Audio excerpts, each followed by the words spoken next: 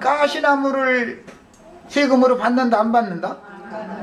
그럼 불살라버리고 생명나무로 완전히 재창조되어진 생명나무이신 그리스도께 접붙여서 부활이요 생명이신 그리스도께 접붙여져서 생명나무가 된 사람들만 하나님의 집으로 데려간다 그 말이죠. 에덴 동산에서는 뱀이 들어와서 생명나무 실과 대신에 금령의 실과를 먹게 하고 농사를 망가뜨려 놨지만 거룩한 성 새 예루살렘에는 생명나무만 있죠. 거기는 가시나무는 없어요. 거룩한 성 새 예루살렘에 가시떨기나무가 거기가 있다 그러면 가시나무는 어디서 나는 거예요? 저주받은 땅에서 나는 거죠. 저주받은 땅에서. 땅은 저주를 받아 가시와 몽키를 낼 것이요. 저주받은 땅에서 나는 거예요. 저주받은 땅에서 나는 것은 반드시 불살라져야 되고 영원한 죽음이 없는 영생의 영역으로 들어가려면 생명나무이신 그리스도께 접붙여져서 다시 지어져야 된다 그 말이죠. 교회는 부활 생명체지요 이 말이요. 세상은 다 육에 속했고 죽은 자들이지만 죽은 자들인 세상에서 부름을 받아서 주님의 몸된 교회로 나온 사람들은 주님의 몸된 교회는 주님의 아내지요. 배필이죠. 교회는 다시는 죽음이 없는 부활이요 생명이신 그리스도의 배필이다 이거예요. 요한복음에서는 마르다와 마리아로 상징이 됐어요. 마르다와 마리아는 예수님이 부활이요 생명이신 사실을 믿었지요. 나는 부활이요 생명이니 마르다야 네가 이것을 믿느냐? 주여 내가 믿나이다. 나를 믿는 자는 죽어도 살겠고 살아서 나를 믿는 자는 영원히 죽음을 맛보지 아니하리라 그랬어요.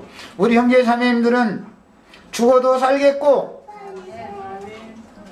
살아서 주님을 믿었기 때문에 영원히 죽음을 맛보지 않을 것을 믿으셔야 되겠어요. 부활이요 생명이신 그리스도에 관한 말씀을 나눌 때 이게 제일 어려운 부분에 지금 온 거예요.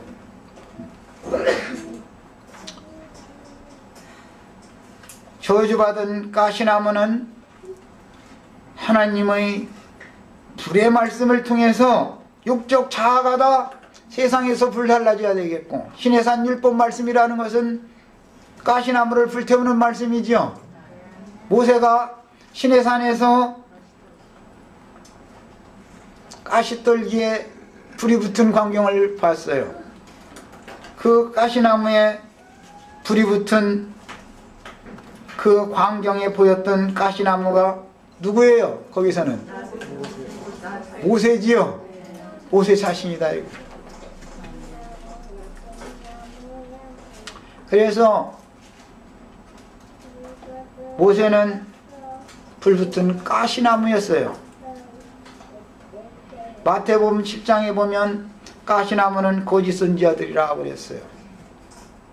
못된 나무에서는 좋은 열매를 맺을 수가 없다고 그랬어요. 생명나무는 그리스도 자신이기 때문에 나는 생명이요 부활이요 생명이다. 내가 참 포도나무다 그랬어요. 우리 형제 자매님들 그리스도께 접붙임을 받는 비유의 말씀 맏형이 되시는 하나님의 맏아들이 되시는 그리스도가 이 땅에 교회를 세웠지만 예수는 죽었고 교회는 죽을 수가 있어요 없어요? 없어요. 예수가 죽는다 해도 교회는 죽지 않지요?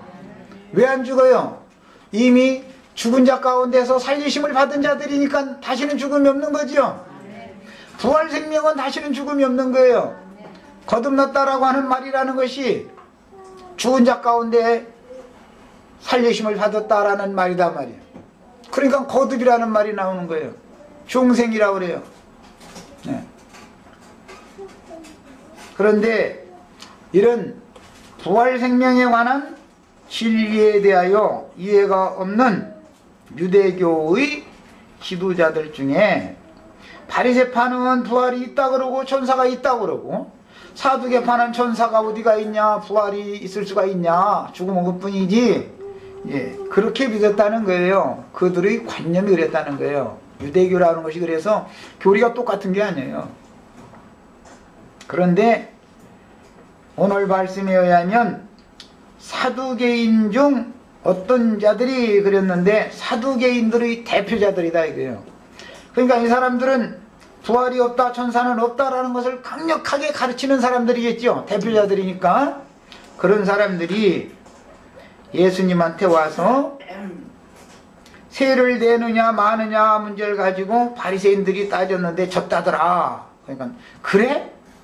우리가 가면 예수님 그거 그냥 한 방에 그냥 보내버릴 수 있지. 예. 그래서 이제 예수님한테 달라붙은 거예요, 말하자면은. 그랬는데 너무나 합당한 말로 즉 일곱 아들이 한 여자를 취하는 얘기를 가지고 질문을 제기를 한 거예요. 그러니까 예수님은 야, 저 세상과 및 죽은 자 가운데서 부활함을 얻기에 합당히 여김을 얻은 자들은 장가가고 시집가고 하는 일이 없는 거다 그랬단 말이야. 그러니까 하나님의 아들 맏아들 예수님한테 일단 시집을 간 사람은 또 시집 가면 간음하러 가는 거죠. 맏아들이신 그리스도께 이 생에서 일단 시집을 다 갔으면 약혼이 됐으면 뭐하러 율법이라고 그래요. 그거 보고 홀리에 관한 율법이다 이거예요.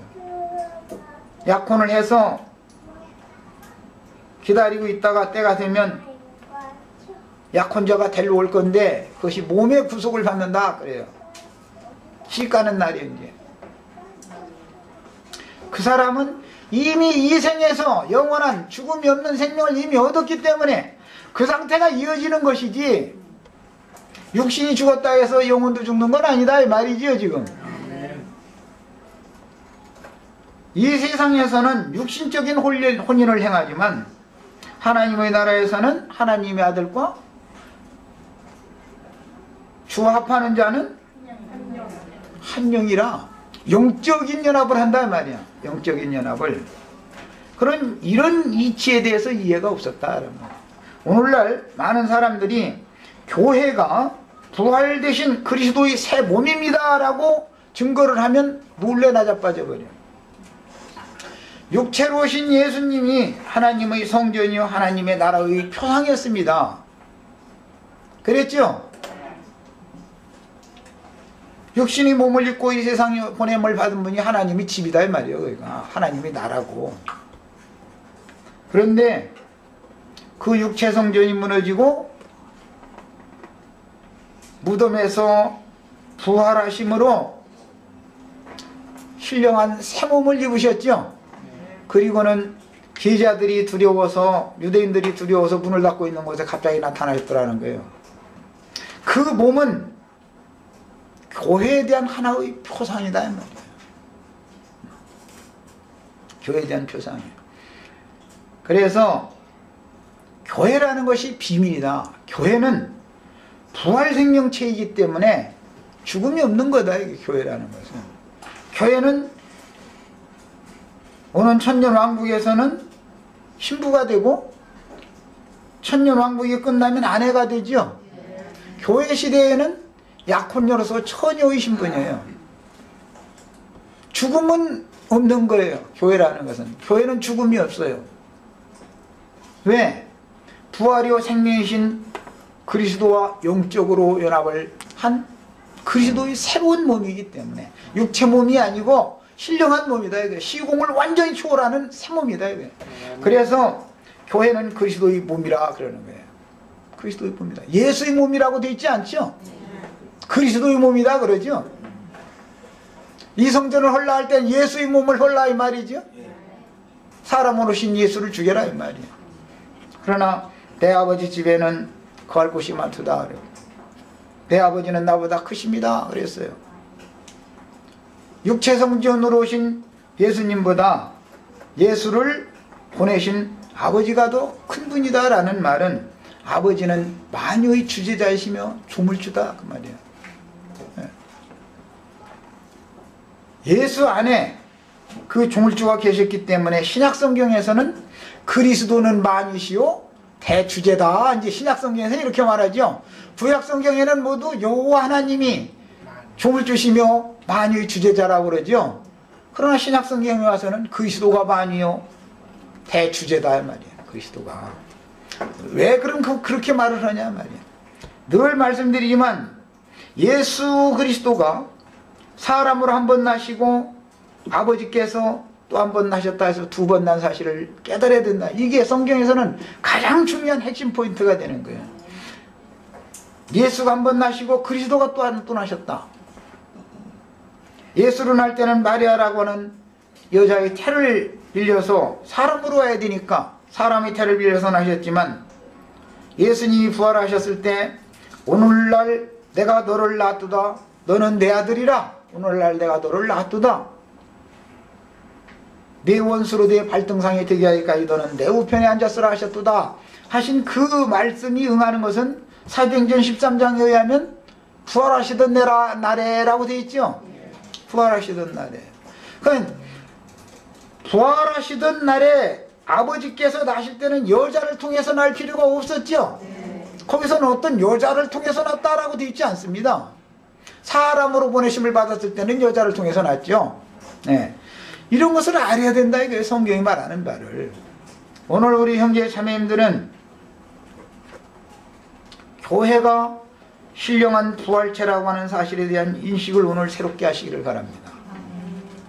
교회는 죽음이 없는 것이다. 이미 죽은 자들 가운데에서 살리심을 일단 받은 사람이기 때문에 교회가 또 죽으면 이것은 복음이라는 것 자체가 다 의미 없는 거죠.